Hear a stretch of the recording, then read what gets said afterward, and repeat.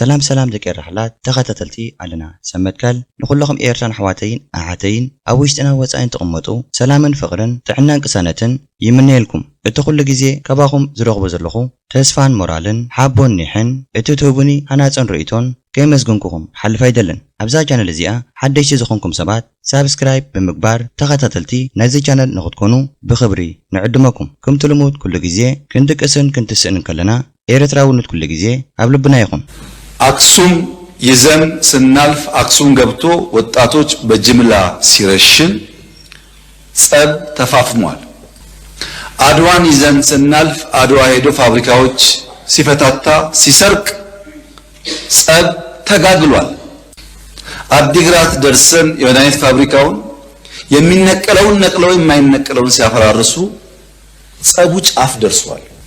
ግን የኢትዮጵያ መንግስት ያኔ በዚህም ለመዋጋት ብቃት አልነበረው። ውስን ኃይል ነበረ። ሽሬን ከያዝን በኋላ ያጠቃውን ጣት እንከተል ነበር እንጂ የያዝነውን ቦታ ያጸናን አንሄድም።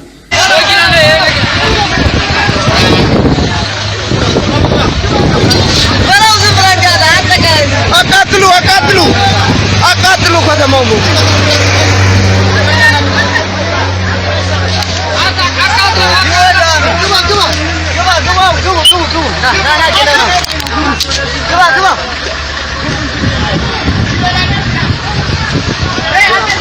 ከዛ በኋላ ደግሞ አክሱም ላይ ጭፍጨፋ ተፈጸመ የሚል ነገር አለና ወጣቱ ተደራጅቶ ከዛ ካለው ኃይል ጋር ግብግብ ስለገጠመን ምንድነው እናንተ ባላችሁ መረጃ? አይደለም እዛ አንደኛ ጭፍጨፋው የተባለው አይነት አይደለም። ጉዳት ደርሷል። ግን የተወራውን ለሚዲያ ፍጆታ የዋለው አይነት አይደለም። ጥፋት የሰራው ራሱ ቲፒኤልኤፍ ነው። የሻቢያ ሰራዊት በዚያ ሳልፍ ተኩስ ከፈተባቸው በሲቪሎች ማለት ነው። ሰራዊቱ በዛ ሲያልፍ የሻቢያ ተኩስ ከፈተባቸው። ምን አድርጎ ከተማ ውስጥ ሚሊሻ ምናምን የታጠቀ ምናምን ሰክስጎ ማለት ነው። ልክ እንደ ደፈጣ አይነት ማለት ነው። ይሄን ያደረገው ደግሞ ከተማ ውስጥ ነው። እነሱ ደግሞ ለመከላከል ብለው እከሌ አለዩ እርምጃ ወስደዋል። ይሄ ነው የነበረው። በየቤቱ የገቡ የሚለው አይደለም። በቃ ከተማ አይደለ ተተኮሰበት። ግብረ መልስ ሲሰጥ ከተማ ውስጥ ሰው ብዛት ስለሚኖር እንትን አድርጓል። ጉዳት ደርሷል። ሐሰት ኩልካለው ፕሮፓጋንዳ ኩልካለው ተመልከቱ። አፍቲ ቀደም በ2000 13 አፍቲ ቤት ምክሮ ከገልጹ እንተለው ቦታታትና ጸውዕ በ2010 መጨረሻ ማለት ነው። ቦታታትና ጸውዕ ካብ ሕሞራ ገለገሊሎም እስከ መቀለ ወላ ሓደ ሰብ ይሞተ እኔ ቆይ ተዛሮ ወን ይቆይ ወላ ሓደ ሰብ ይሞተ ይለው አብዴት ምክሮ ቀደም ማለት ነው። ብዝገርም ይለው ካኡ ናይ ኤርትራ ኃይሌ አቲ እዩ ተዋሂሎም ክስ በጣም ምስቀረወሎም ታይለው ኤርትራ ተዘይሁሉ ነው ክንጠፊና ኔርና ይለው بدحري كما قال مسوس أقواس حساون تقولوا أوروبلان نفارت سديدو حساون تقولوا جفجفة أبي أحمد يا صلاة تمشيت هو شعبي حارف النيو يفضيو شطانا حجون حانتيات مزمورنا يكلنا دياسبورا يقول أبعد زلنا عودنا حفاشيو نحدنتنا مزمور سرتنا يسورانا نايكالسنا أيقر منان نحنا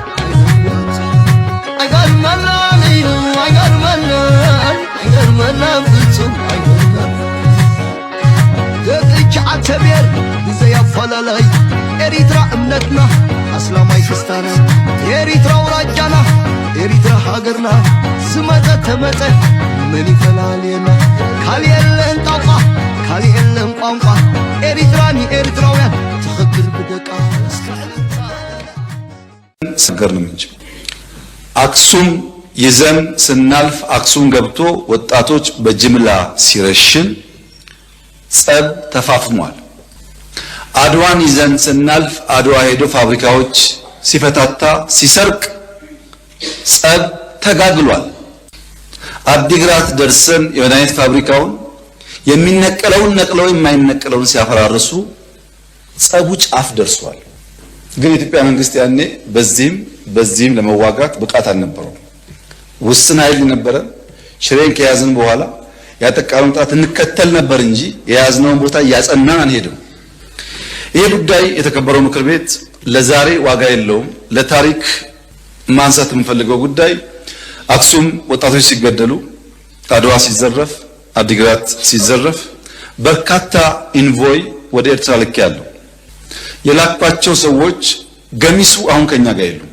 ከአንዴም ሁለቴ ኤርትራ ልክ ያቸዋለሁ። የላኳቸው የትግራይን ህዝቤን አታገሳቅሉ፣ ሀብቱን አትዝረፉ፣ ጸቡ ከቲፒኤልኤፍ እንጂ ከትግራይ ህዝብ አይደለም የሚል ነው። ናይ ስርዓት ብልጽግና መልእኽትን ፈኸራን ተሃዲድን እቲ ብተደጋጋሚ ዘውፅዎ መግለጺ ካብ ሓቂ ዝረሓቐን ብምሉኡ ሓሰብ ዝኾነ ጸለመን ዜናትካ ምድላይን ናቶም መግለጺ እዚ ዝኾን ዘሎ ወላ ሓንቲ ግዜ ትኹን ጽቡቕ ተዛሪቦም ኣይፈልጡን እዮም። ሰራዊት ናይ ኤርትራ ፋብሪካታት ክሰርቕ ምስ ጀመረ ሽዑ ኢና ባእሲ ጀሚርና ኣብቲ ዝሓለፈ ኩናት ምስ ጀመረ ሽረ ምስ ተሓዘት ማለት እዩ ድሓር ሰራዊት ሻዕብያ መጺኦም ግፍዕታት ክፍጽሙ ጀሚሮም እቲ ባእሲ ካብኡ ተበጊሱ ዝብል ዘሎ ከምዚ ኢሉ ክዛረብ እንከሎ ከምዚ ሓላይ ህዝቢ ትግራይ ተመሲሉ ብሓጺሩ ህዝቢ ኤርትራን ህዝቢ ትግራይን ንምባእስ እዩ ንሱ ከም ሓላይ ክቐርብ በዓል ከዓ ኣብዚ ቅድሚ 3 መዓልቲ 4 መዓልቲ ኸውን ንህዝቢ ትግራይ ብድሮን ጨፍጭፍዎ እዩ። ንህዝቢ ትግራይ ስለ ዝሓልድ እዩ ኣይኮነን ኣብ ኩናትን ኣብ ዕግርግርን ክነብር ስለ ዝዘሊ እዩ። ኣኽሱም ምስ ሓዝናያ ኣብ ኣኽሱም ምስ ኣተና ሰራዊት ሻዕብያ ሰባት ክርሽን ምስ ጀመረ ስለምንታይ ከምዚ ትገብሩለኹም ኢልና ምስኦም ተባኢስና። ኣብ ዓዲግራት እውን እቲ ክውሰድ ዝኽእል ወሲዶም እቲ ዝዓኑ ይዕንዮም ኣብቲ ናይ መጨረሻ ባእሲ እውን በፂሕና። እዚ ኩሉ ተዋስኦ እዚ ኣይመድለየን እኮ በዓል ሰራዊቱ ንህዝቢ ትግራይ እንዳጨፍጨፎን ከሎ ብቪድዮ መልክዕ ከነቕርቦ ንኽእል ኢና። ሰራዊትና ግን ሓንቲ ትኹን ግፍዒ እንዳፈጸመ ድዩ እንዳጨፍጨፈ ድዩ ወላ ሓንቲ ቪድዮ ከምፅልና ኣይኩልን እዩ። ሰራዊትና ከምኡ ስለ ዘይገብር እዩ ከምዚ ኢሉ ክዛረብ እንከሎ ህዝቢ ንህዝቢ ንኸባልዕ እዚ ናይ ሰላም ጽምዶ ኣብ ዝለዓለ ደረጃ በፂሕ ስለ ዘሎ ንኽፈርስ እንተዘይኮይኑ ሓቂ ተዛሪብ ማለት ኣይኮነን። እዚ ሰራዊት እዚ ናይ መን ሰራዊት እዩ ንተዓዘቦ።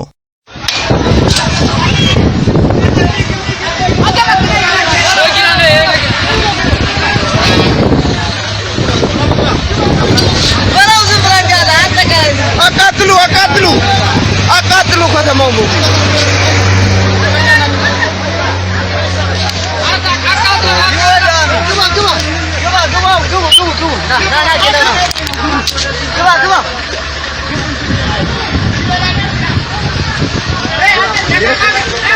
አቃጥሉ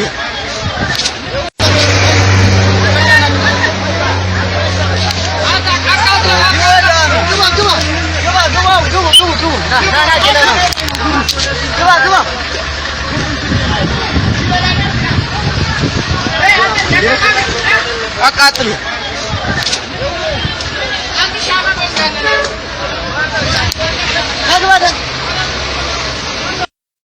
እዚ ደይኮነን ተሓቂ ኣቃጽልዎ ንኸተማ ኣቃጽሉ ዝብሉ ዘለዉ እኮ ሰራዊትና ኢትዮጵያ እዮም። እዞም ሰራዊት እዚኦም ሰራዊትና ድዮም ኣይኮኑን። እቲ ዝቐትል ዝነበረን ዘጋፍዕን ገዛውቲ ዘቃጸለን ሰራዊት ናይ ኣብ ኣሕመድ እዩ። ሰራዊት ናይ ኣብ ኣሕመድ ከምዚ ከገብር እንከሎ ገዛውቲ ከቃጸሉ እንከሎ ብትእዛዝ ናይ መን እዩ? ብትእዛዝ ናቱ ዝኾን ዘሎ ኣብዚ ነተዓዘብ ገዛውቲዮም ዘቃጽሉ ዘለዉ ኣብ ዝኸድዎ ከተማታትን ገጠራትን ገዛውቲ እንዳቃጸሉን ንሰባት እንደረሸኑን ብዙሕ ግፍዕታት ኣውሪዶም እዮም። ናበይ ሕጂ እቲ በዓልኻ ዝገበርካዮ ሰራዊት ሻዕብያ ኣቃጺሉ ዘሚቱ ክብልሲ እዚ ሰራዊት እዚ ሰራዊትና ድዩ? ሰራዊትና ኣይኮነን። ናቱ ሰራዊት ዝኾን ዘሎ ብናቱ ትእዛዝ ከዓ ገዛውቲ ክቃጸለን ህዝቢ ክቕተልን ባዕሉ ፈሪድዎ እዩ። ሕጂ ተገምፂሉ መጺኡ ሓላይ ህዝቢ ትግራይ ንኽመስል ሰራዊትናን መንግስትናን ከም ቃታልን ከም ዓማፅን ከምዚ ኣብ ትግራይ ኣትዩ ግፍዕታት ከም ዝፈጸመ እንዳምሰለ ዳግማይ ኩናት ምስ ህዝቢ ትግራይ ንኹላዕዩ እቲ ናቱ ዕላማ ኣብቲ እዋን እቲ ዓቕሚ ስለ ዘይነበረና ሰራዊት ሻዕብያ ግፍዒ እንዳፈጸመ እንከሎ ሰቒልና ተዓዚብናዮ። ናይዚኦም ድንቁርና ብጣዕሚ ዝገርም። ቅድሚ ሰሙን ተዛረብዎን ሕጂ ተዛረብዎን ኣይርድኦምኒ። እንታይ ቅድሚ ሕጂ ተዛሪቦም ሕጂ ኸ እንታይ ይዛረቡለው? አይረዳውምኒ። መቀሌ ልንገባ ጥቂት ሲቀረን የ3 ቀን አልቲማተም ብለን አውጀን ነበር። ብዙ ሰው ሚስጥሩ አልገባው። የቸገረንኛ ሽሬ ስለቅ ከኋላ ይገባሉ፣ አክሱም ስለቅ ከኋላ ይገባሉ። አሁን መቀሌ ስንገባ ደግሞ ገብተው ትልቁን ከተማ ዳሜጅ ያደርጋሉ ብለን ከነሱ ጋር ካሁን በኋላ ከውቅሮ እናልፋለን ብትሉ ወያኔ ተተን ወደ እናንተ ነው የምንዞረው ውጊያው ብለን ውቅሮ ላይ የሚጠብቅ ፎርስ አስቀምጠን ነው መቀሌ የገባ ነው እንዳያልፉ ማለት ነው። ይሄ ጸብ ተፋፍሞ ሄዶ የፕሪቶሪያ ስምምነት ሲፈረም እንዴት ቲፒኤልኤፍ ሳይጠፋ እንዴት ትግራይ ሳይወድም ፊርማ ይደረጋል በሚል ነው የመጨረሻ ጫፍ የደረሰው። ከዚህ ኃይል ጋር ነው እንግዲህ አንዳንድ ቲፒኤልኤፍ ሰዎች ሆነው ኢትዮጵያን ለማፍረስ እንስራ ያሉት። የትግራይ ህዝብን የሚጎዳና የሚጠቅም ነገር ይሄ መንግስት ነው የሰራው ወይስ ቲፒኤልኤፍ? ሁሉም ቲፒኤልኤፍ ላይሆን ይችላል። አክራሪ ቲፒኤልኤፍ በሚል ሊወሰድ ማን ነው የሚለውን ዛሬ ብዙ ኢሞሽን፣ ብዙ ፕሮፓጋንዳ፣ ብዙ ውሸት ስላለ ችግር የለውም። ነገ ግን ታሪክ ያወጣዋል።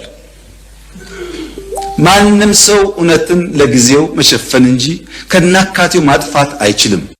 ሕጂውን ሓላይ ህዝቢ ትግራይ ኮይኑ እንዲዩ መጺ ዘሎ ንህዝቢ ትግራይ ዝሓሊ እንተዝኸውን ኣብ ልዕሊ ህዝቢ ትግራይ ኣብ ልዕሊ ህዝቢ ማለት እዩ ብድሮናት ጨፍጫፍ ኣይምካየደን።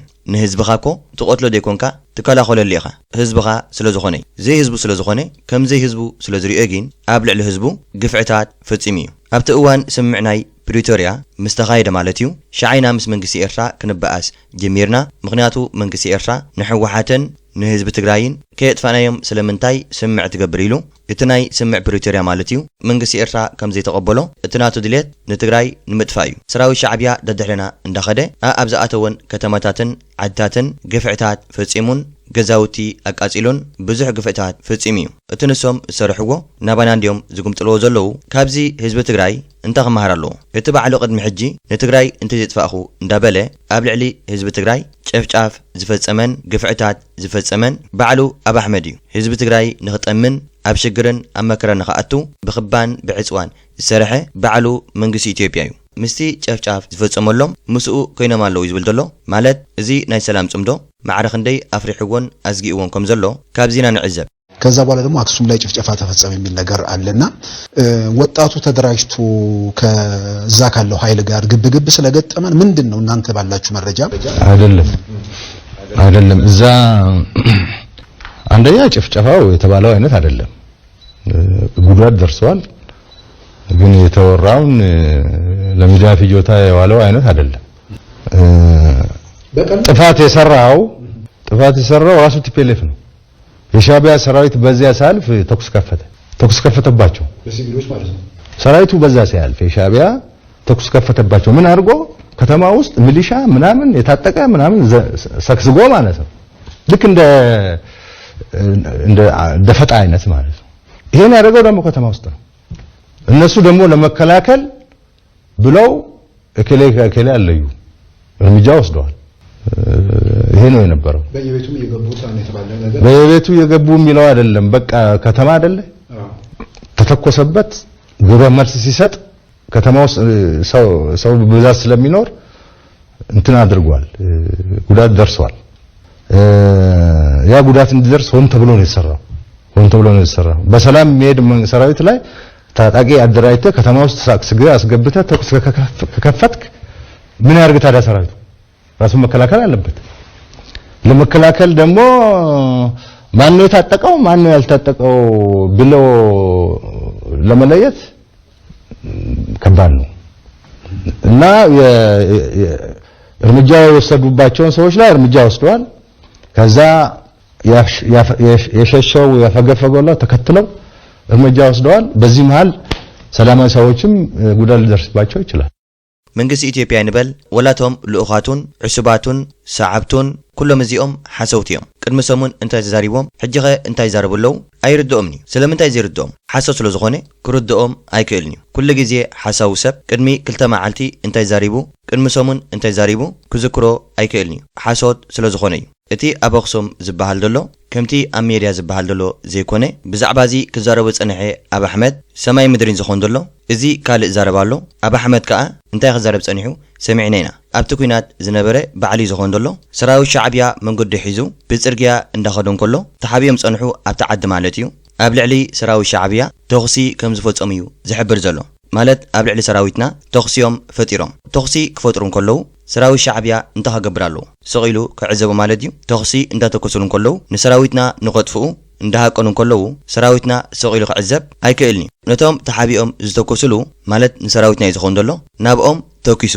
ኣብ ኣሕመድ ከዓ እንታይ ከም ዝበለ ሰሚዕና ኢና። ንህዝቢ ትግራይ ተላዓሎሞ ኣብ ልዕሊ ህዝብናን ሰራዊትናን መንግስትናን ጽለተ ሕድር ብሓጺሩ እዚ ናይ ሰላም ጽምዶ ኣስጊእዎ ስለዘሎ እዩ ዝኾነ ጸገም እንተተፈጺሙ ኣብ ልዕሊ ህዝቢ ትግራይ ማለት እዩ ብጭብጢ ይኹን ብመርትዖ ኣቕርብልና እዚ ሕቶ ዝኮ ንጹር እዩ ዝኾነ መርትዖ ይኹን ጭብጢ ይኹን ከቕርብልና ኣይክእሉን እዮም መርትዖ ስለዘይብሎም ሰራዊትና ከምኡ ስለዘይገብር ዜናቱ ዘይደለን ዘይዕምፅን ብሕግን ብስነ ስርዓትን ተቐይዱ ዝኸይድ ሰራዊት እዩ ዘለና እምበር ከም ሰራዊትና ኢትዮጵያ ጋሕማጥን ዓማፅን ኣይኮነን ብዝኾነ ግን እቲ ዕላማናቱ ንጹር ዝኾን ዘሎ ንምንታይ ከምዚ ኢሉ ዘረብ ከም ዘሎ ዝጠፋኣና ኣይኮነን ንህዝቢ ትግራይ ሓሊድ ይኮነ ንህዝብና ሓሊድ ይኮነ ህዝቢ ኤርትራን ህዝቢ ትግራይን ጽልቕ ሕድር እሞ ዳግማይ ናብ ኩናት ንኸኣቱ ብኡ መንገዲ ኸኣ ሃብቲ ናይ ሃገር ናይ ሃገርና ንኽግሕጥ ኤርትራ ሃገርና ንኽሕዝ ንትግራይ ከዓ ጭፍለቕ ኣቢሉ ንህዝቢ ትግራይ እንዳሰቐየ ኣብ ትግራይ ሃብቲ እንተሃልዩ ንኽዘምት እዩ ምጽዋ ጫፍ እስከ ሞቃዲሾ ጫፍ 5000 ኪሎ ሜትር ነው። በጣም ትርፍ ነው። ካለነው አካባቢ በላይ ነው ጥቅሙ። ከ5000 ውስጥ 20 ሚሊዮን ገደማ ሶማሌ፣ የተወሰነ ሚሊዮን ጅቡቲ፣ የተወሰነ ሚሊዮን ኤርትራ በድምሩ 25 ሚሊዮን ገደማ ያሉት 5000ን ይዘውታል። 130 ሚሊዮን ህዝብ ያላት ኢትዮጵያ የጠየቀችው ግን 50 ኪሎ ሜትር ነው። ይሄ ፍትህ ካልሆነ ዓለም ላይ ፍትህ የለም ማለት ነው። ምጽዋ ጫፍ እስከ ሞቃዲሾ ጫፍ 5000 ኪሎ ሜትር ነው። በጣም ትርፍ ነው። ካለነው አካባቢ በላይ ነው ጥቅሙ። ከ5000 ውስጥ 20 ሚሊዮን ገደማ ሶማሌ፣ የተወሰነ ሚሊዮን ጅቡቲ፣ የተወሰነ ሚሊዮን ኤርትራ በድምሩ 25 ሚሊዮን ገደማ ያሉት 5000ን ይዘውታል። 130 ሚሊዮን ህዝብ ያላት ኢትዮጵያ የጠየቀችው ግን 50 ኪሎ ሜትር ነው። ይሄ ፍትህ ካልሆነ ዓለም ላይ ፍትህ የለም ማለት ነው። ተዛዋወር መንገዲ እቲ ሕልምታትናቶን ድልዮቶን ይሕብረና እዩ ዘሎ ካብ ምጽዋዕ ጫፍ ክሳብ መቃዲሾ 5000 ኪሎ ሜትር ይዝብል ዘሎ ወላ 100000 ኪሎ ሜትር እንተኾነ ወላ 10000 ኪሎ ሜትር እንተኾነ ንዓኻ እንታይ ዘቆንዝወካ ዘሎ ብጣዕሚ እኹል ይዝብል ዘሎ እኹል እንተኾይኑኮ ባሕር ናይ ኤርትራ እንተኾይኑ ንኤርትራ እዩ ባሕር ናይ ሶማልያ እንተኾይኑ ንሶማልያ እዩ ምድረ ቤዳ ናይ ኢትዮጵያ እንተኾይኑ ምድረ ቤዳ ናይ ኢትዮጵያ እዩ 130 ሚሊዮን ህዝቢ ዝሓተተቶ ግን 50 ኪሎ ሜትር እዩ ራእይዎ ትሕማም እቲ ቃንዛኮ ኣብዚ ዘሎ እዚ ፍትሒ ዘይረኸበ ግን ኣብዚ ዓለም ፍትሒ የለን ማለት እዩ በቃ ንሱ ዘልዮ ዘሎ ሕጂ ዝሞቶ መንጥሎ ጎብጦ ዜናትካ እንተኾይኑ ናትካ ኣይኮነን ንሕና ዝሓተትናዮ 50,000 ኣብዚ ዘሎ ስስዕኮ መግለፂ የብሉን እቲ ሕማሙ እዚ ዝኾን ዘሎ ከመይ ጌርካ ንህዝቢ ኤርትራን ንህዝቢ ትግራይን ነንሕዱ ተባልዕሞ ብሃገርናን ብህዝቢ ትግራይን ብሰራዊት ይኹን ብቁጠባ ይኹን ክንዳኸም ምስ ተዳኸምና በዓል እዚኦም መፂኦም በዓል እዚኦም ወረርቲ ንሃገርና ንኸዘምቱ ንስቲ ዕላሞም ካልእ ዕላማ ዝበሃል የብሎምን ናቶም ሕልምታት በኒን እዩ ሕልሚ ኩሉ ግዜ ሕልሚ ስለ ዝኾነ ተደጋጋሚ እንተኾይኑ እቲ ሕልሚ ክፍታሕ ኣይክእልን እዩ ካልእ ደቂ ራሕላት ጠፊእኩም ቀኔ ዳግማይ ከም ናይ ቀደምና ቀጻሊ ክመፀኩም እየ ከባኹም እንደልዮ ላይክ ሸር ሳብስክራይብ ኣይትሕመቑ ኢኹም ነዚ ናትኩም ሚድያ እዚ ንስኹም እንተዘይዕበኹሞ እቶም ፀላእትና መፂኦም ክዕብይዎ ኣይክእሉን እዮም ስለዚ ምትሕባርኩም ኣይፈለየና ኣብ ኣስመራ ናይ ክልተ መዓልቲ ናይ ስራሕ ጉዕዞ ክቡር ጠቅላይ ሚኒስትር ዝመርሕዎ ቡድን ውፅኢታዊ ዝኾነ ምይይጥ ገይሩ ተመሊሱሎ ተዋና ዓላማ ናይቲ ጉዕዞ ብመሰረቱ ሓቢርና ክልቲኦም ሃገራት ሓቢሮም ክሰርሕዎም ዝግብኦም ናይ ሰላም ናይ ልምዓት ስራሕቲ እንታይ ክኾን ኣለዎም ኣበይ ድሂብና ሓቢርና ክንሰርሕ ንኽእል በተለይ ከዓ ናይ መሰረተ ልምዓት ምትእስሳራት ናይ መንገዲ ናይ መብራህቲ ናይ ቴሌኮም ስራሕቲ ናይ ግድባት ስራሕቲ ኢሪጌሽን ሓዊስካ ሓቢርና ክንለምዐሎም ክንሰርሐሎም ንኽእል ኤርያታት ፈሊና ኣለና ኣብዚ እውን ከመይ ክንሰርሕም ዘለና ተስማሚዕና ኣለና ካብዚ ብተወሳኺ በተለይ እቲ ናይ ጥፋት ሓይሊ ናይ ቲፒኤልኤፍ ናይ ጥፋት ሓይሊ ኣብ መከላከያ ሰራዊትና ክሕደት ምስ ፈጸመ ንዕኡ ተኸቲሉ ኣብ ዝተኻየደ ናይ ሕጊ ምኽባር ኦፐሬሽን እቲ ናይ ጥፋት ሓይሊ ብተደጋጋሚ ናብ ኣስመራ ሮኬት እናተኮሰ ነቲ ናይ ኤርትራ ሰራዊት ብግዲ ናብ ንባዕሉ ንምክልኻል ክብል ናብ ትግራይ ቦርደር ሓሊፉ ኣትዩ ስለዚ ሕዚ ብዋናነት ተገዲዱ ዝኣተወ እንኳ እንተኾነ እቲ ናይ ቦርደር ሓሊፍዎ ዘሎ ከባቢታት ሙሉእ ብሙሉእ ብፌደራል መከላከያ ሰራዊት ክትሓዝ ንሱ እውን እቲ ናይ ኤርትራ ሰራዊት ከዓ ናፍቲ ዝነበሮ ቦርደር ክምለስ ተስማሚዕና ኣለና እዚ ስምምዕ እዚ ውፅኢታዊ ክኸውን እዚ ስምምዕ እዚ ዘላቒ ሰላም ኣብ ትግራይ ናብ ሃገርና ክረጋግፅ ዝኽእል ብመሰረቱ ህዝቢ ትግራይ ኣብ ጎኒ ናይ መከላከያ ሰራዊት ኮይኑ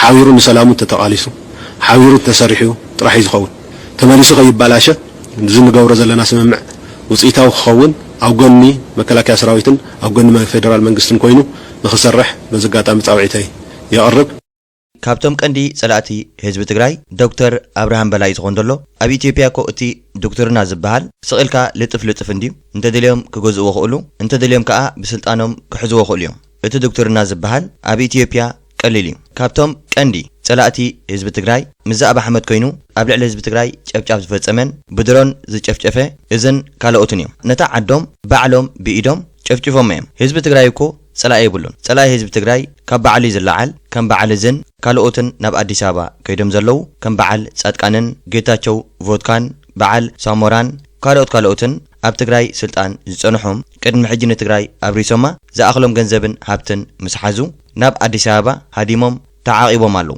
ህዝቢ ትግራይ ኣብዚ እዋን እዚ እቶም ቀንዲ ጸላእቱ ምን ምዃኖም ብግቡእ ክርድእ ኣለዎ ካብ ኢትዮጵያ ሓሊፉ ጸላኢ ዝበሃል የብሎምን ክሳብ ሕጂ እቶም ጸላእቲ ህዝቢ ትግራይ ኣብ ትግራይም ዘለው ነዚኦም ከየጥፍኡ ሰላም ዝበሃል ኣይረኽቡን እዮም ህዝቢ ትግራይ ክጭፍጨፉን ከሎ ክሳቆን ከሎ ብጥሜት ክመውቱን ከሎ በዓል እዚ ኣብ አዲስ አበባ ኮይኖም ዊስኪ እንዳሰተዩ ብህዝቢ ትግራይ ተላጊጾም እዮም ብትኽክል ሰራዊትና ናብ ኢትዮጵያ ከኣቱን ከሎ ስቕ ኢሉ ኣተውን ንሰራዊትና ስለተንክፍዎ እዩ ንህዝብና እንተ ተንኪፍካ ወይ ከዓ ልዕላውነትና እንተ ተንኪፍካ ንሰራዊትናን ንመንግስትናን ንህዝብናን ከምስተንከፍካ ክርዳእካ ኣለዎ እዚ ስለ ዝኾነ ሰራዊትና ከይፈተው ማለት እዩ ተገዲዱ ናብ ኢትዮጵያ ኣትዩ ናይ ዝመዘዝ ከዓ ባዕሎም እዮም እቶም ኣብ ስልጣን ጸንሑን ኣብ ስልጣን ዘለውን ናብ ህዝቢ ኤርትራ ሮኬት ክሰዱን ከለው እንታይ ስለደለ እዩ ንህዝብና ንኸጥፍኡ ስለተበገሱ እዩ ከምዚ እንዳገበሩን ከለው ሰራዊትና ስቕኢሉ ዕዘብ ክዕዘብ ኣይክእልን እዩ ኣብ መጨረሻ እቲ ውጽኢት እንታይ ከም ዘጓንፈ ተዓዚብና ኢና ንብሕጂ እውን ክመሃር ኣለዎ ኣብዚ መሬትካ ምእታውን ኣብዚ እትወካ ጣልቃ ምእታውን ንህዝቢ ኤርትራ ምትንካፈን ልዕላውነት ንኤርትራ ምትንካፈን ሳዕቤኑ ከቢድ ምዃኑ ካብ ዝሓለፈ ተማሂሮም ኣለዉ ሓሶት ኩልክ ኣለዉ ፕሮፓጋንዳ ኩልክ ኣለዉ ተመልከቱ ኣፍቲ ቀደም ብ2013 ኣፍቲ ቤት ምኽሮ ክገልጹ እንተለዉ ቦታታት እናጸውዑ ብ2012 መጨረሻ ማለት እዩ ቦታታት እናጸውዑ ካብ ሕሞራ ገለገሊሎም እስካብ መቐለ ወላ ሓደ ሰብ ይሞተ نيكوي فزارو هو نيكوي ولا حد سوي موتن يلو أبيت مخرج قريبا هو بزغرم يلو كاو يا إرترا حيلي أتي يوت وحيلهم كسي بتأمل مسكر ولا متايلو إرترا تزوج شلو نيرو خنت أفئنا غيرنا يلو أفئنا غيرنا يلو تسلت تتوقس أتيلو هاي كذي يقول نحنا شعبية حوورة هي تحلف لنا مقال نحنا أتينا أما مقال زفرس اللي زين زير يا أخي نعم مقال قد متحزون كبير برت سكوس زنور عبي حمد بدحري كما قال مسوس أقصى هسأون تقولوا أوروبلان نفالت سديدو هسأون تقولوا شفشفة أبي أحمد يا صراحة تبتويت هو قلت بتعمل زجر من الناس ما قال إن بشاشة رجعنا تقولوا زتجارة سبعي بعلو ما قال 5 ما قال كل نجار خمس من ألا يكون 100 كنت بقى جزعن بوليتيكا 5 فروسو بشاشة مالت نسيتوا لي لازم أثبت عمني إشتي كتما جيرو زجاجات عسل توقع تزوج عسو تتزارسو قريفو حزي تقلبيتو بتعندبت نسو مقالة من كان خلي خياطو خلي لنا يو حمتك زي فرسته جزا يكون الناس عم تندموا يتم مقالة دا بزيك بالكلو بزرو مالت تدنقص نيها خالي نايزي قدام المينستر كعدت شفت عوشتي كوينا مسوخين واقع نخلي تأكلات موقع سلزين خير منبر كاف شرينا جميرنا لغات كواسن الأخنيرنا إلو تملكتي صبوق اسكي بقى مالك تم فلطب تم سمعنا يوم تم زرعنا يوم سينا مو نحلف بقى اسكس نحلف بصولا كم تقرأ واتي هكذا كم تقرأ ملي واتي كم مقال واتي لك هم مقال مسواتكوا ناي إترا سراويت كحدنا واتيو إلهم كو يوم أوعسوا آخيبا إن دمك أسول اليوم لما كما كنا نريد أن حسن نستعمل زواجنا نيرترا أمينا نيرترا تنايل له أبريشن مالك كنا قد فينا خليورنيا إيشي كنا استجديد متين كم تزولوا بقى سين ناس تنايم ترى شهوينات إزي زرابازي ኣቀዲሞም ክዛረብሉ ዝግብኦም እንዲዩ እቶም ኩሎም ኣሜዳ ዝነጥፉ ናይ ትግራይ ማለት እዩ ብግቡእ እንዳተረድኦም እንከሎ እዚ ቆልዓ ኣብ ኣሕመድ ኣብ ልዕሊ ትግራይ ጨፍጫፍ እንዳፈጸሙ እንከሎ ብድሮን እንዳጨፍጨፎም እንከሎ ክዛረብሉ ዝግብኦም ባዕሉ ኣብ ኣሕመድ እንዳጨፍጨፎም እንከሎ ሰራዊት ሻዕብያ ይቀትል ኣሎ ሰራዊት ሻዕብያ ጨፍጭፍና እዩ ሰራዊት ሻዕብያ ይዕምጽ ኣሎ ኢሎም ክዛረቡ እንከለው እንታይ ስለ ዝኾኑ ሰራዊት ናይ ኢትዮጵያ ከም ሰራዊቶም ስለ ዝርእዎ ከም ወደ ሃገሮም ስለ ዝኾነ ሓወም ስለ ዝኾነ ንሰራዊት ኢትዮጵያ ኣሕሊፎም ኣይሃብዎን ብቪድዮ መልክዕ ብጭብጢ እንዳቀረብና ከለና ኖ ሰራዊት ኣብደ ይኮነ ሰራዊት ሻዕብያ እዩ ጨፍጭፍና ኢሎም በሉ ሰራዊት ሻዕብያ እንተጨፍጭፉኩም እስከ ብመርትዑ ምጹና ቪድዮ ኣለኩም ዲዩ ዝኾነ መርትዑ ኣለኩም ዲዩ እንተበልካዮም ከምጽኡ ኣይክእሉን እቶም ዝተረድኦም ተረዲእዎም እዩ ኣብ ግዜኡን ኣብ ሰዓቱን ተዛሪቦም እዮም ዓቕሚ ስለ ዘይብልና ሰራዊት ሻዕብያ ክሕግዘና ስቂልና ገዲፍናዮ ባዕሉ ኣብ ኣሕመድ ዝበለ እዩ ኣብቲ እዋን እቲ ዓቕሚ ዝበሃል ኣይነበሮምን ሰራዊትና እንተዚኣቱ ሰራዊትና ኢትዮጵያ ጥራሕ ደይኮነ መንግስቲ ኢትዮጵያ እውን ኣብዚ እዋን እዚ ኣይመሃለውን ዓቕሚ ኣይነበረናን ክብሉ እንከሎ ሰራዊትና እንተዚኣቱ ስዕረት ምሰጓንፎ ሰራዊት ኤርትራ እንተዘይህሉ ምጠፋእና እዚ ኩሉ ባዕሎም ገሊጾም እዮም እቲ ጽቡቕ ዝገበረልካ ሰራዊት ግን ከተመስግነዩ ዝግባእካ እምበር ከተጸልሞ ኣይግባእካን እዩ ኣብ ክንዲ ጽቡቕ ዝገበረልካ ዝሓገዘካ ተገምጢልካ መጺኻ ከተጸልሞ ዜናቱ ክትቦን ከለኻ እዚ ጌጋ እዩ ቁና ኣይኮነን ጽቡቕ ንዝገበረልካ ሰብ ከተመስግነለካ ወይ ከዓ ክትነግረሉ ኣለካ ንሕና እዚና ንፈልጥ እምበር ጽቡቕ ጌርልካ ኸንሱ ከም ዝበደለን ጌርካ ክትሪእን ከለኻ ንጽባሕ ንጎውን ክትደክምን ከለኻ ኣብ ጎንኻ ዝኸውን ሰብ የለን ዝሕግዘካ ሰብ የለን ኣብቲ ዝሓለፈ ውጽኢት እኮ ይረአይ ዘሎ እቲ ሰራዊት ናይ ኤርትራ ክሒድና ወፂኡ ዝበልዎ ቅድሚ ሕጂ ሰራዊትና ክሒድዎም ደይኮነ ወፂኡ ኣብ ኣሕመድ ምስካ ሓደ ምስ ጠለመ እቲ ምስጢር ንፈልጦ ኢና ምስ ሕወሓት ሰላም ገብር እንከሎ ዳግማይ ተወዲቦም ተወዳዲቦም ንሰራዊትና ኣብ ክባእትዮም ንሰራዊትና ንኸጥፍኡ ዝሓለምዎ ሕልምታት ኣይኮነሎምን ሰራዊትና ነዚ ምስ ፈለጠ ባዕሉ ይወፂኡ ዝኾነ ሰራዊት ናይ ኢትዮጵያ ንሰራዊትና ኣየውፅኦን እቲ ጥልመት ናቶም ስለ ዝኾነ ኣብ ሓደ ክጸንዑ ስለ ዘይክእሉ ምሕደስ ስለ ዝኾኑ እታ ዝሓሰባ ኣብ ልዕሊ ሰራዊትና ስለ ዝፈለጣ ሰራዊትና ዳግማይ ኩናት ስለ ዘየድልዮ ባዕልዩ ሰራዊትና ወፂኡ እቲ ንሱ ዝሓሰቦ ግን ካልእ እዩ ሰራዊትና ኣብ ክባእቲኻ በትኻ ኣብ ሰራዊት ናይ ትግራይ ማለት እዩ ኣብ መንጎ እቲኻ ንሰራዊትና ዕላምኡ ንሰራዊትና ንምጥፋእ እዩ ኮለ ገና እዚ ሓሳብ እዚ ኣብ መስርሕ ከይበፅሕ እንከሎ ሰራዊትና ፈሊጥዎ እዩ ናቶም ተንኮልን ሽርሕታትን 24 ሰዓት ኣይጸንሕን እያ ብሓሶ ዝመጽእ ዓወት ስለ ዘየለ እዩ ንትግራይ ከም ዘፍረሳን መቐለ ምንጢልና ኢና ሰራዊትና ጁንታ ጠፊኡ እዩ ጁንታ ጸሪግና ኢና ከምዚ እንዳበለ ክፍክሩ እንከሎ ሓላይ ህዝቢ ትግራይ ስለ ዝኾነ ድዩ ኣይኮነን ጸላእዮም ስለ ዝኾነ ንኸጥፍኦም ተበጊሱ ብዙሕ ዕንወትን ብዙሕ ጥፍኣትን ኣካይድ እዩ ሰራዊትና ምስ ወፀኻ ዓቕሚ ስለ ዘይብሉ ሰላም ስለ ተባህለ ናይ ሰላም ስምምዕ ኣብ ፕሪቶሪያ ኸይዶም ብሓባር ፈሪሞም እዮም እቲ ዝፈረምዎ ውዕል ግን ክሳብ ሕጂ ኣብ ተግባር ኣይወዓለን ዘሎ ኣብ ተግባር ክውዕል እንተኾይኑ ህዝቢ ትግራይ ክቐስን እዩ ህዝቢ ትግራይ ክጸግብ እዩ ህዝቢ ትግራይ ሩፍታ ክረክብ ስለ ዝኽእል ንኽጠምን ንኽመውትን ንኽሳቐን ፈሪድዎ ኣሎ ስለዚ ሓሊል ዘይኮነ ህዝቢ ትግራይ ንኽጠፍእ ስለ ዝደሊ እዩ ኢትዮጵያ ብብዙሕ መመዘን እያ ወሪቓ እውን ናይ ኣምሓራ ክቕፅሉ እዮም ናይ ኦሮሚያ ክቕፅሉ እዮም ንዓና እውን የጽንዕዎ ኣለዉ እቲ ሰረፍና ተሪፍና ብሰላም ከይንነብር ንምንታይ ንሃቶም ኣጀንዳ ኣይኮነን ሓንቲ መዓልቲ እውን ኤምሬትስ ዝበሎም ገዲፎም ሰላም ክኣትዎ ይኽእሉ እንዲያውም እቲ ብዓለም ሕብረተሰብ ንጽበዮ እዞም ዓበይቲ ዓድታት ንኤምሬትስ ያኽለክ እንተኢሎማ ተደራደር ተኢሎሞ ኢሳያ ኣብይ ናይ ፓርቲ ኣባላት እውን ይጥይቐ ናይ ኤምሬትስ መራሒ ተደራደር ምስ ፋኖ ንኩሃውን ፈጽሞ እንተኢልዎ ብሊቭ ሚ ብስራን ፈቕታን እዩ ዝኽቡ ኣብይ ተንጠልጢሉ ዝኒአና ከባቢና ብጣዕሚ ሕማቕ እዩ ኣብ ሱዳን ተፈጠረ ዝሕዝን ጦርነት ሕዚ ኣይ ቲንክ መልክዕ ንሓዘ ይመስለኒ እቲ ናይ ቡርሃን መንግስቲ ላዕለዋይ ኢድ ንሓዘ ኸደም ኣሎ እዚ ኣብ ኢትዮጵያን ኣብ ኬንያን ዓብይ ፅቕንቶ ኣለዎ ሓጊዝናኩም ኣሕሊፍኩም ከምቲ ዝሰዓሩ ዘለዉ እዩ ዝቁፅር ታዮም ክገብሩ ነዚ ተመሊሶም ንርኢ ኣብ ኤርትራ ብወገን ስዑዲ ብወገን ግብፂ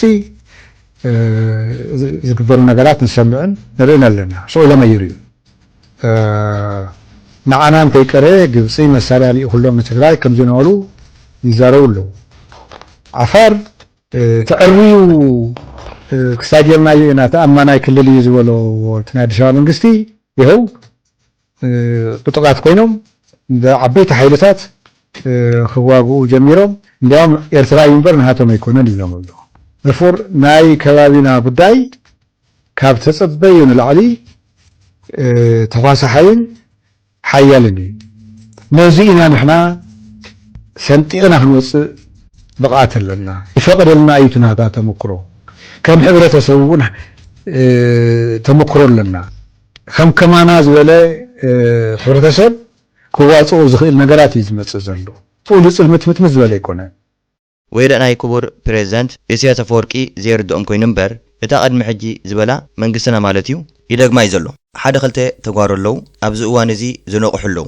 ናይ መንግስቲ ኢትዮጵያ ብግቡእ ዝተረድኦም ካብ መን እዩ ተልእኾ ዝቕበል ዘሎ ኣጀንዳ ዝቕበል ዘሎ ዝተረድኦም ከም ዝበሉ ኣለዉ እዮም ክርድኣኩም ኣለዉ ከምዚ እንዳበልኩም ንህዝብኹም ከተረድእዎ ፈትኑ ኢኹም መንግስቲ ኢትዮጵያ እዚ ኩሉ ዝሰርሖ ዘሎ እዚ ዜናትካ ምድላይን ዘይሜረትካ ክትሕዝ ምፍታን ካብ ባዕሉ ዝተበገስ ዘይኮነ ተልእኾ ዘለዎ እዩ እቲ ተልእኾ ካብ ኢማራት እዩ ኢማራት ንፈልጣ ኢና ኣብ ሱዳን ከይዳ እንታይ ፈጺማ ኣብ የመን ኣትያ እንታይ ፈጺማ ኣብ ካልኦት ሃገራት ከይዳ ኣብ ኣፍሪቃ ማለት እዩ እንታይ ከም ዝፈጸመትን ትፍጽም ከም ዘላን ንስሕቶ ኣይኮነን ንስኹም ዓረብ ኢኹም ንስኹም ሃይማኖትኩም ከምዚ እዩ እዚኦም ጸለምቲ እዮም ከመይ ገሮም ደቂ ሃገርኩም ክኾኑ ይኽእሉ ንስኹም ተገንጺልኩም ኣጽዋር ክንበኩም ኢና ንዕኦም ኣጥፍዎም ገንዘብ ክንበኩም ኢና ወርቂ ሃቡና ካብዝን ላዕሊ ካልእ ኣጀንዳ ዝበሃል የብላን ንረብሓ እንተ ዘይኮይኑ ንረብሓ ንዝኾነ ሃገር ኢማራት ዓረብ ኣይሰርሕን እያ መንግስቲ ኢትዮጵያ እውን ካብ ኢማራት ዓረብ ዝተቐበሎ ኣጀንዳ እዩ ዝኾን ዘሎ ከመይ ጌርካ ቅርና ኣፍሪቃ ትሕምሳ ባሕርን ሃብትን ጸጋታትን ናይ ቅርና ኣፍሪቃ ከመይ ጌርካ ትዞምቶ ህዝቢ ንህዝቢ ተባልዕ እሞ ኣብ መንጎ ኣቲኻ ሓዊ ትእቱ ላምባ ትኽስክስ ንሶም በቲ ክባልዑ ከለዉ ነንሕዶ ማለት እዩ ኢማራት ዓረብ መፅያ ከዓ ኣብቲ ሃገር ዘሎ ጸጋታትን ሃብትን ትጉሕጦ ማለት እዩ ኢማራት ዓረብ ሓንቲ ክትገብር ኣይትኽእልን እያ ንስኻ ዕድል እንተዘይብካያ ሓድነትካ እንተተበቲኑ ብሃይማኖት ይኹን ብዓለት ይኹን ትባላላ እንተሃሊኻ ናታ ድሌት ንሱ ስለ ዝኾነ ዕድል ረኺባ ስለ ዘላ ኣብ መንጎኻ ኣትያ ከተጥፍኣካ ኣየጸግማን እዩ ነዊሕ ከይኸድና ሱዳን ንተዓዘብ ህዝቢ ሱዳን ከመይ ጸኒሑ ኣብዚ እዋን እዚ ኸ ከመይ ኣሎ ብባኒ ከቢርና ዝተበገሰ ኣድማ ማለት እዩ ኣበየናይ ደረጃ በፂሑ ክንደይ መንእሰይ ሃሊቑ ክንደይ ህዝቢ ተፈናቒሉን መይቱን እዩ ብሰንኪ ምንታይ እዩ ብሰንኪ ባኒ ከቢርና ሽኮር ከቢርና ዝመፀ ጣጣ ማለት እዩ ኣብ ክወፅዎ ዘይክእሉ ዓዘቕቲ ኣትዮም ሃገሮም በሪሳ ብዙሕ ህዝቢ ጠፊኡን ተፈናቒሉን እዩ ኢማራት ዓረብ ንሕመቲ እንዳመወለት ኣጽዋር እንዳቐበለት ነቶም ካልኦት ዘለዉ ጸለምቲ ኣጥፍእዎም ተባሂሎም ኣብ ገዛእ ዓዶም ኣብ ገዛእ ሃገሮም ብደቂ ሃገሮም ብደቂ ዜጎኦም ሱዳናውያን ጠፊኦም እዮም ካብዚ ብዙሕ ክንምሃር ንኽእል ኢና ኣብ ሃገርካ ሓድነት ብምፍጣር ኣብ መንጎኻ ጸላእቲ ከየእተኻ ዝኾነ ሃገር ኣብ መንጎኻ ከየእተኻ ዘሎ ጸገም ኣብ ሃገርካ ብደቂ ሃገርካ ክትፈትሖ ምፍታን እቲ ዝበለጸ እዩ ንዕ ኣሜሪካ መጺኺ ዕረቕና ኢማራት ዓረብ መጺኺ ዕረቕና ንሶም ደኣ እሞ ኣበይ ዓርቁኻ ናቶም ድሌት እኮ ንኽትበተን እዩ ኣብ ሃገርካ ሕንፍሽፍሽ ንኽህሉ እዩ ናቶም ድሌት ንሱ ክሳብ ዝኾነ ዕድል ይረኽቡ ስለ ዘለዉ ዕድል መታን ንኸይረኽቡ ሓድነትካ ኣስጢምካ ንኹሎም ብሓድነትካ ክስዕሮም ትኽእል ኢኻ ጤና ይስጥልኝ እንዴት ናችሁ ሰላም ናችሁ ዛሬ የምናገረው ጠቅላይ ሚኒስትር ዛሬ በፓርላማ ሆኖ የተናገሩትን በትክክል ፊት ለፊት በቅዘን ላይ እንዳሉ የሚያሳይ ንግግር ተናገሩ ምክንያቱ በፓርላማ የተናገሩትን በትግራይ ህዝብ የተፈጸመው ብሎ ያነሱትን አርዕስት የኤርትራና የትግራይ ህዝብ በጽምዶ ላይ ፍራት እስከንደዚህ ቅዘን ለቅዘን እንዳረጋቸው ፊት ለፊት ዛሬ ያየ ነው ምክንያቱ የትግራይ ህዝብ ይሄን ነገር ተፈጽሞ የሚያውቁ ከሆኑ ጠቅላይ ሚኒስትር እና የተቀደደ በርሚል አንድ ናቸው እስካሁን ሚኒስትር እንዴት ይዞ ነው የቆዩት በጣም የሚገርም ነው ግን ለምን ታዲያ ይሄን ነገር ካለ ወይ ይሄን ነገር ከነበረ ከተደረገ የት ነበሩ ለምን አሁን መጣ የሚል ጥያቄ ሊመጣ ይችላል ግን ስናየው ከዚህ በፊትም በፓርላማ የተናገሩትን ብዙ ነገሮች የኤርትራ ጥሩ ነገር የተናገሩት ሰምተናል እንደማይረሳ በትክክል በፓርላማ ወጥቶ የተናገሩትን እውነት ነው ሁለተኛ ይሄ ነገር ከተፈጸመ በትግራይ ውስጥ መጀመሪያ ተጠያቂ እርሶት ነው ምክንያቱ ኤርትራ እዛ ልትገባ የተፈቀደው በማን ነው? ራሷ አትገባም። ራሷ መቼም አትገባም። ዓለም ያወቀው ያየው ሁሉም ነገር በትክክልም አለ። ሌላኛው ይህ ነገር ከተፈጸመ በዓለም የተወጣጡ በኢትዮጵያ የተወጣጡ ጆኖሳይድ ተፈጽመዋል ተብሎ ይሄን ሊመረምሩ ይሄን ላዩ የገቡት ምንም እንዳላገኙ ዓለም ዘንድ ላይ እውነቱም ተናግረዋል። ስለዚህ ከየት መጣ ይሄን ነገር? ይሄን ነገር የሚፈጸም ከሆነ ለምን ዝም ብሎ አዩት? ተጠያቂ ራሱ ነው። ለምን ይሄን ጥያቄ አሁን መጣ? ዋነኛው መልስ እርሶ በዚህ ሰዓት ምን አይነት ፍራቻ ላይ እንዳሉ የሚያሳይ ትክክል እውነቱ አርዕስት ነው። ስለዚህ ይሄን ነገር ከመጣ ዝርዝሮ የተናገሩትን በሽረ ላይ፣ በአክሱም፣ በአድዋ ላይ፣ በአድግራት ይሄን ነገር ሚስጥር እንዴት አልተገለጠም? እስካሁን ማን ይዞት ቆየ? ይሄን ነገር ካሉት መቀለ ስንገባ እንዳይገቡ ከልክለን ነበር አሉ። መቀለ ሻዕቢያ ገብቶ ነበር፣ ህዝቡ ያውቃል። ቤት ነው የተከለከለው። ታዲያ ሻዕቢያ ሊከለክሉት የሚችሉት ከሆነ ይሄን ነገር ሲፈጸም ለምን አልከለከሉትም ወይ ለምን አላስቆሙትም? በትክክል እንዳይገባ መቀለ ብለህ ካዘዝ መቀለ ሲገቡ ግን እስከ መቼ ነው ይሄ ውሸት ሊዋሽ የሚኖር? ይሄ ስስታም የሆነ ስግብጋብ መሪ እንደዚህ አይነት ውሸት አይተን ሰምተን አናውቅም። በትክክለኛው ለምንድን ነው አሁን አርዕስቱ የመጣው ስትል ወደ ራስህ ነው የሚመለሰው። በትክክለኛው በአሁኑ ሰዓት ዶክተር አብይ ለህዝብ የሚያስብ ከሆነ የትግራይ ህዝብ ያስብ ቢሆን ለህዝባችን አስበን የህዝብ ትግራይ አስበን ብትል ከሆነ መጀመሪያ አንተ በድሮን የጨፈጨፍካቸው እስካሁን አንተ ነህ። ለህዝብ ትግራይ የትግራይ ህዝብ እንታስብ ከሆነ ለምን ኢትዮጵያ ውስጥ ያሉ የትግራይ ህዝቦች በድሮን ላይ እየጨፈጨፍካቸው ያለ ጥያቄ ነው። ለምን ስለ ትግራይ ተቆርቆረህ ከሆነ ባንክ ዘግተህ እንዳይወጡ እንዳይገቡ ዘግተህ ችግር ላይ የጠልካቸው ለምንድን ነው? በትግራይ ላይ ህዝብ እንታስብ ከሆነ ማለት ነው። ለህዝባችን አስበን ካልክ እንዴ እስከ እንደዚህ ጨቆና እያያስካቸው ለምንድን ነው ለትግራይ ህዝብ እስከ እንደዚህ ተቆርቆረ? አሁን ያለፈው አመታት ተመልሰህ ይሄን ነገር ልታነሳው ሌላ ምንም መነጋገሪያ አርዕስት የለውም። በትግራይና በኤርትራ ያለው መካከል የጽምዶ ፍራቻ ልክ በፓርላማ ስትቀዝን አየን። ሌላ ምንም የለውም።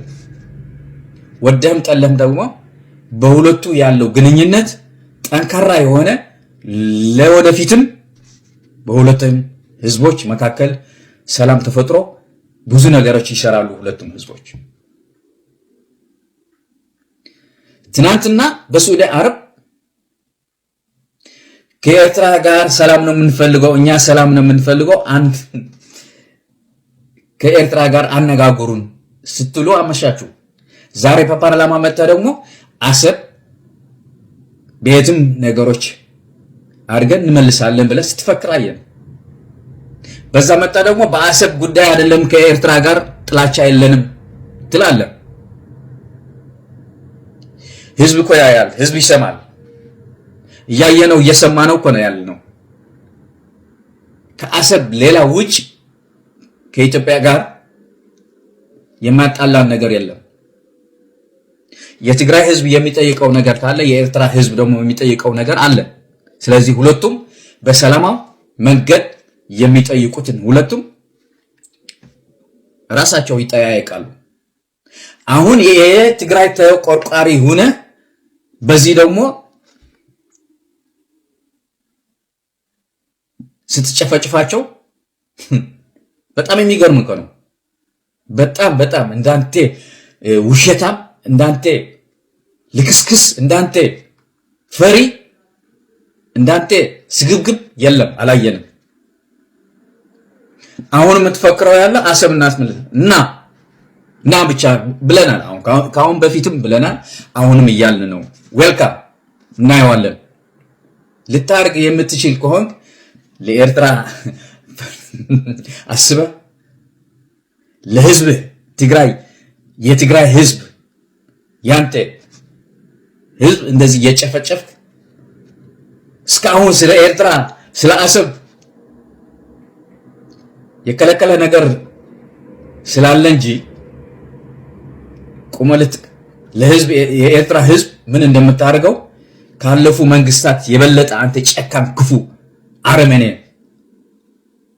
ሰው ነህ። ህዝብ ያልተውቀው ህዝባችን ልትተው ብለን አናስብም።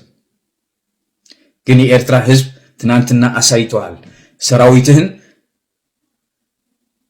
ልብስ አልብሶ ምግብ አብልቶ ትጥቅ አጥቅጦ አሳጥቆ ነው ወደ ሀገራቸው የመለሰ። ይህን ህዝብ ትክደ አሁን በጣም የሚገርም ነው። በጣም የሚገርም እንዳንተ አይነት ውሸታ ታይቶን ተሰምቶ ማያውቁ እያየነው ነው ሁሉም ነገር። ከኢትዮጵያ ጋር ንግግር የሚባል ነገር የለም፣ አበቃ። የምታደርጉትን አሁንም ከዛ የበለጠ ነገር ክፋት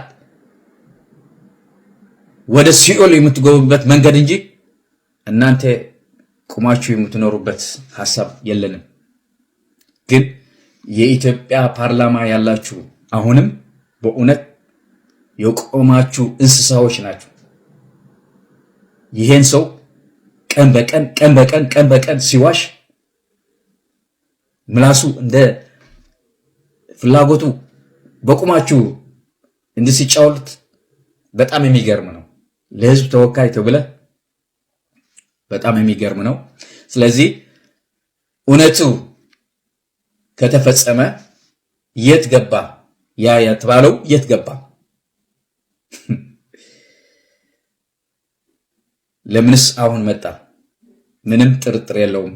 ፍርሃት፣ እንቅልፍ ያሳጣ ነገር ስትሉ እኮ እንሰማችኋለን። ስትሉ ሁሉ ጊዜ ኤርትራ ምንም አቅም የላትም፣ ኤርትራ ትንሽ ህዝብ የላትም፣ ሰራዊት የላትም። በዛ ስትሮጡ ኤርትራ እንደዚህ ያደረገች፣ ኤርትራ እንደዚህ ስታለቅሱ